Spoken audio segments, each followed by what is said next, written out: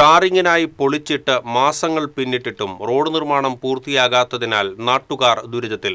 Material വിലവർധനവും fund തടസ്സവും ചൂണ്ടിക്കാട്ടി കരാറുകാരൻ പണി നിർത്തിവെച്ചതോടെ ഗതാഗതയോഗ്യമായിരുന്ന റോഡ് ചെങ്കൽ പാതയായി മാറി.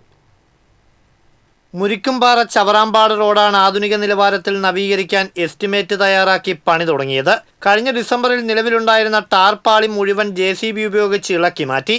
തുടർന്ന് ഒരു ലെയർ മെറ്റൽ വിരിച്ചെങ്കിലും ടാറിംഗ് നടക്കാതെ പണി നിലച്ചു. റോഡിൽ നിന്നുയരുന്ന പൊടി കാരണം റോഡരികിലെ 200-ലധികം വീടുകളിൽ ജീവിതം ദുസ്സഹമായി. ജനലും വാതിലും അടച്ചിട്ടാലും ഭക്ഷണ സാധനങ്ങളിലും കുടിവെള്ളത്തിലും വരെ പൊടി നിറയുന്ന സ്ഥിതിയാണ്. റോഡിൽ ഇളകിക്കിടക്കുന്ന മെറ്റലിലും കല്ലിലും കയറി ഇരുചക്രവാഹനങ്ങൾ നിരന്തരം അപകടത്തിൽപ്പെടുന്നതും പതിവായി.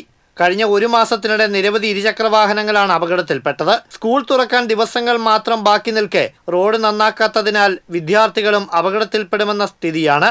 എസ്റ്റിമേറ്റ് തയ്യാറാക്കുമ്പോൾ ഉണ്ടായിരുന്നതിനേക്കാൾ 40% മുതൽ 60% വരെ നിർമ്മാണ സാമഗ്രികൾക്ക് വില വർദ്ധിച്ചതായി കരാർ കമ്പനി അധികൃതർ പറയുന്നു. റിവൈസ്ഡ് എസ്റ്റിമേറ്റ് നൽകി അനുമതിക്കായി കാത്തിരിക്കുകയാണ് കരാറുകാരൻ. മഴ ശക്തമാകുന്നതിന് മുൻപേ ടാറിംഗ് പൂർത്തിയായില്ലെങ്കിൽ റോഡ് പൂർണ്ണമായി ചെളിക്കുളമായി മാറും. നിലവിൽ തന്നെ റോഡിൽ പലയിടത്തും കുണ്ടും കുഴിയും രൂപപ്പെട്ട് വെള്ളം കെട്ടിനിൽക്കുന്ന സ്ഥിതിയാണ്.